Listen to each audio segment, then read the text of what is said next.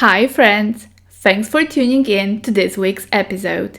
If you haven't seen the previous one, where we left the room in this very state, I will leave a card for you in the top right corner so you can watch it later. So here is where we left off. We decided to make a hole in the floor to see what's underneath. But don't think we did that nilly-willy out of boredom. What got us curious were a few wet spots on the floorboards and some half-blocked air vents. We weren't sure if something was wrong with the joist, so the best way to check was to make a hole in the middle of the room and take a look. Just kidding! Don't try this at home. Last time, we only had a few screwdrivers and a butter knife, but this time we came prepared. We bought 3 new power tools to help with this job and every other job that comes our way. In the middle of the room, 4 shorter floorboards were screwed in instead of nailed. So the plan was simple: use our shiny new impact driver to unscrew the boards. The first few screws came out easily, and within minutes we lifted the first board. Inside. Oh, it's disgusting. Oh, what is inside? And well, my reaction said it all. If you don't know yet, I hate spiders. You will see that again in a future video. Take this one out. Okay. We got a light to peek inside, but couldn't see much. So we had to take another board out. That's when things got tricky. The screws were rusted, and the impact driver just kept spinning without any grip.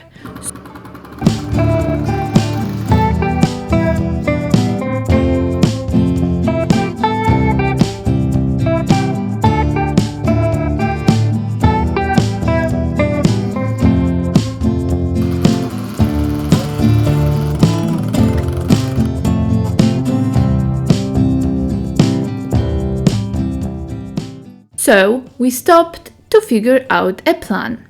Greg decided we should cut through them using our second new tool, the multi-tool. We weren't worried about damaging the boards, since they were small and easy to replace. Before cutting through, Greg tried cleaning the rust and managed to get a few screws out, but not all. We even tried WD-40, but still no luck. So it was time for our third new bestie, the drill. Greg tried drilling through the screws, but spoiler alert, that didn't help either. Let's take a look at our failed attempts.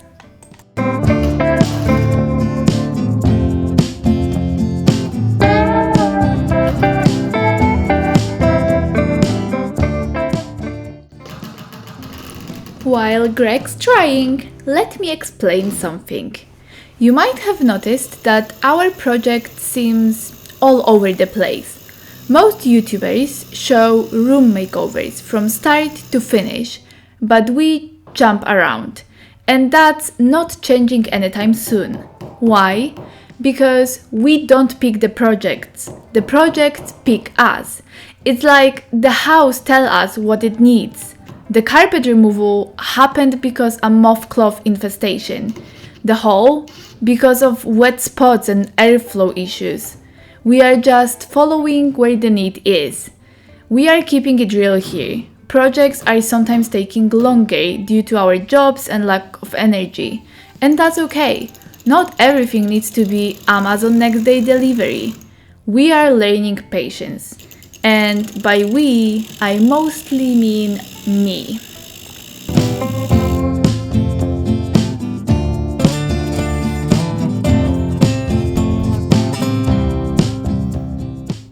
We tried everything and finally resorted to brute force. With a crowbar, the second plank came out, though the screws stayed stuck.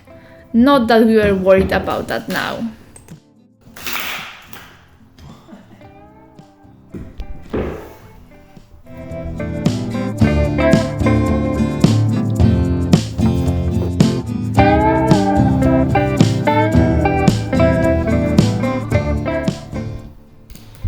Greg figured he He could do the same with the third plank.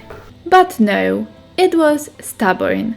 So he decided to take a little break by laying down with his head in the hole. Ah, curiosity. Anyway, time for the multi-tool to shine. Battery in, blade attached.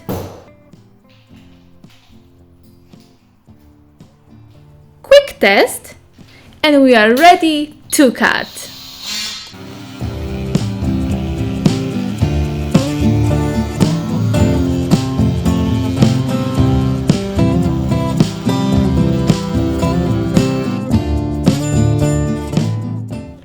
The third plank was finally out. Just some edge cleanup left for later. Greg checked if he could fit through the gap, but no luck. So a few days later, I joined in to remove the last plank. Here is my very chaotic tutorial on how to use a multi-tool if you are a newbie like me. First, make sure it's locked, or just take the battery out. We don't want to lose any fingers. Then, pick the blade and attach it. I wouldn't copy me here, Greg had to help me get it in properly. It's a safe tool, but you really have to push to secure the blade.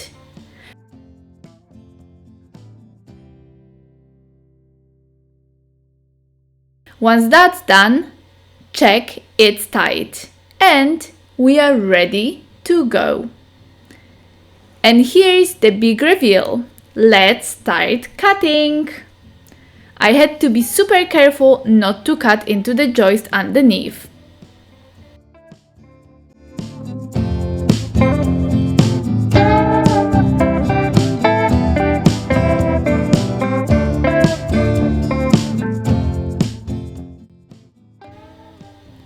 And that's when Greg got tired of filming, so end of tutorial, back to the video. A few days later, we pried off the last bit of flooring.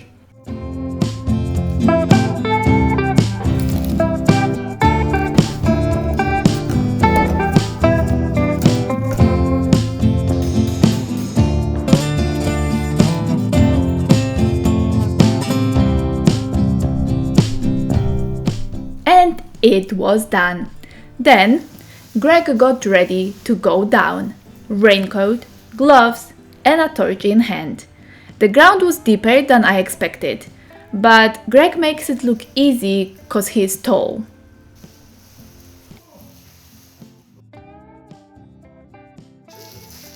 And off he goes!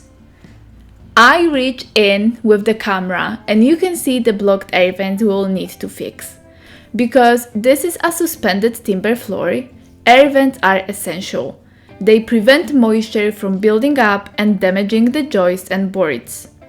In this room we have 3 vents, 1 completely blocked, not even visible on video, and 2 half blocked, even though they should be twice the size.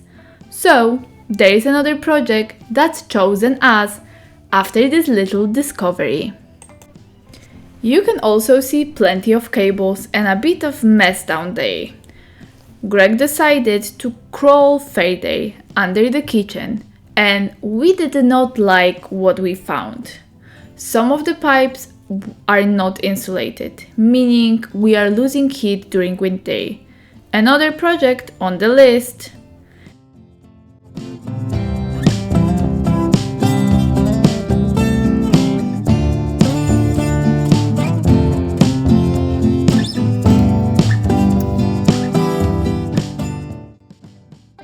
Even worse, one of the kitchen joists next to the wall is rotten, and we will need replacing when we renovate that area. Another vent in the kitchen is half blocked too, so that's on the to-do list for the kitchen project.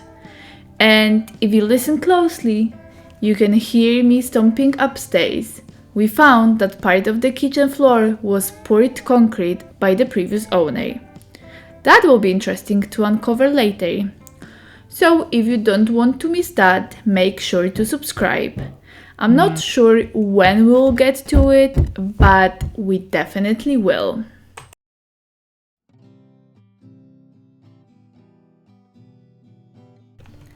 Everywhere down there was a mess.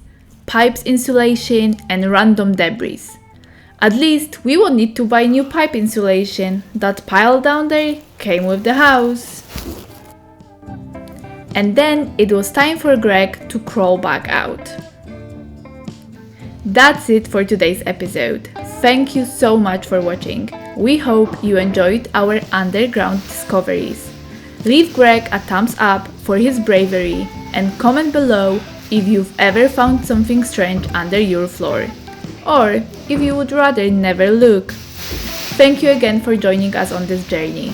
Even if no one ends up watching, at least we'll have some great memories to look back on in 10 years. Until the next time, bye!